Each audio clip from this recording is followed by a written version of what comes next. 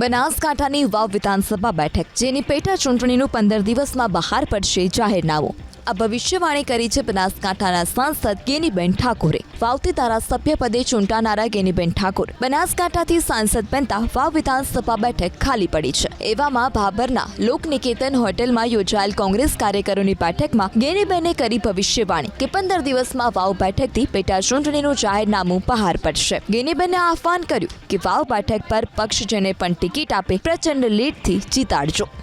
વાવ વિધાનસભાની ચૂંટણી ટૂંક સમયની 10-15 દિવસની અંદર જાહેરાત થવાની છે। જે પણ પાવડી મંડળ જેને વિધાનસભાની ટિકિટ આપે એમ માનજો કે આ ગેનીબેનના 3.5 વર્ષ એના હકના હતા અને અમે ચાટ વાવ વિધાનસભા 1500-1600 એ માઇનસ થયા ને તો એનો હક હતો એ જે પાવડી મંડળ કે હું ચાલુ ધારાસભ્ય છું એમ માનીને આ વિધાનસભાની ચૂંટણી તમે બધા જીતાડજો।